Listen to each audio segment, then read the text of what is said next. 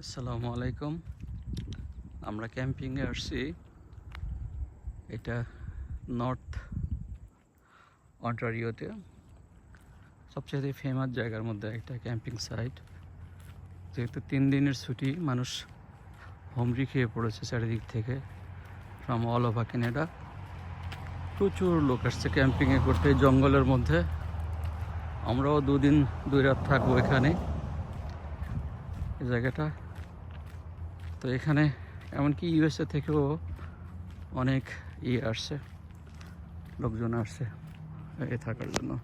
গাড়ি দেখে বোঝা যাচ্ছে সেগুলো। এটা আমাদেরটা আর একটু সামনের দিকে দূরে এই যে আসতেছে যেগুলো, এগুলো আরভি বলে, রেজিডেন্সিয়াল ভেহিকল, ইউএসের গাড়ি। তো গাড়ির পিছনে আরেকটা গাড়ি, সে গাড়িটা হলো আপনার রাতে থাকার জন্য। ওর ভিতরে বাথরুম থেকে শুরু করে সব কিছুই আছে। ওই যে সামনে যেগুলো দেখা যাচ্ছে, অনেক দামও এগুলো, $4-5 লাখ করে, অর্থাৎ 4-5 কোটি টাকা করে একটা ইয়ের দাম। সম্পূর্ণভাবে একটা 5 স্টার হোটেলের মতো ভিতরটায় এটাই। আর সবাই সব ক্যাম্পিং করে আছে। আর একটা জিনিস হলো যে এই জঙ্গলের মধ্যেও জায়গাতেও প্রায় পার ডেতে কত 15-20 হাজার টাকা করে বাংলাদেশি টাকায় পড়ে যায় একটা জায়গায়, একটা ইয়েতে থাকার জন্য, 1 নাইট হোল্ড করার জন্য এটা। আর খাবার দাবারের কোনো ইয়ে নেই, বাইরে থেকে নিয়ে এসে করতে হবে। তবে ইলেকট্রিসিটি আছে, পানির ব্যবস্থা আছে এটা। আর এই জায়গাগুলো এত বেশি ডিমান্ডিং যে 1 বছর আগে থেকে বুকিং দেওয়া লাগে, এবং বুকিং যখনই শুরু হয় সঙ্গে সঙ্গে, লাকি যদি হয় কেউ তাহলে পাবে, নাহলে পাবে না। যে কত বড় আরভি, রেজিডেন্সিয়াল ভেহিকেল, অর্থাৎ ভেতরে 5 স্টার হোটেলের মতোই সুন্দর, এবং সব কিছু এসি আছে, শাওয়ার আছে, গোসলের ব্যবস্থা, বাথরুম, সব কিছু আছে। আবার অনেকেই আসছে, এই যে ইউএসএ থেকে আসছে এটা। অনেকে আছে যারা অনেক দিন, অর্থাৎ 1 সপ্তাহ জন্য হয়তো থাকবে এই জঙ্গলে ক্যাম্পিংয়ের যুদ্ধে। ওই যে লাল যে গাড়িগুলো দেখা যাচ্ছে, ওগুলো আমাদের, যে আমরা 5টা ফ্যামিলি আসছি, সেই 5 ফ্যামিলির এটা। আর এখানে কাঠ জ্বালিয়ে জ্বালিয়ে মানে মশা তাড়াতে হয়। মশা তো শহরের মধ্যে নাই কোনো, আমরা কোনো প্রকারের মশার অস্তিত্ব নাই ওই দিকটায়, কম, খুবই কম। আর এই যে এতে কাঠ জ্বালিয়ে গোটা এলাকায় কি অন্ধকার, ধোঁয়া ধোঁয়া আর ধোঁয়া। এটা তো বারবিকিউ করাটা খুব কমন একটা ব্যাপার। এই যে বিশাল বড় একটা ফ্যামিলি আসছে, এগুলো যে এখানে এটা তো গোটা বাড়ি তৈরি করে ফেলছে। আর এই জায়গাটাতে তাবু দেখে না কোথায় গেছে যেগুলো রেখে। আর এই পাশটাই অনেক চেয়ার দেখা যাচ্ছে, তার মানে এরা সবাই মানে এই সময়টায় ঘুমাচ্ছে, সারা রাত কোলাহল করবে।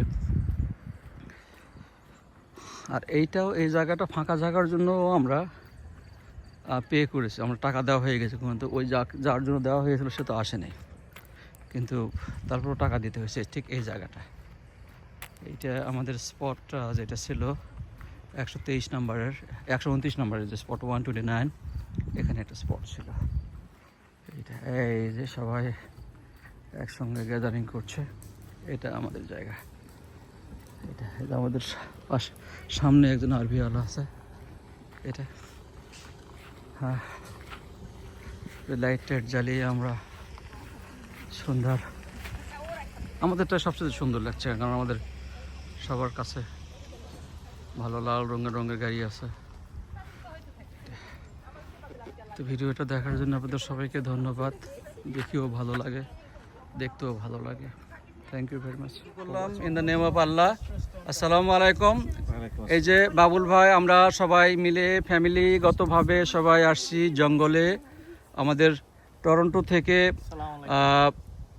প্রায় 60 কিলোমিটার নর্থের দিকে ক্যাম্পিং করার জন্য আসছি।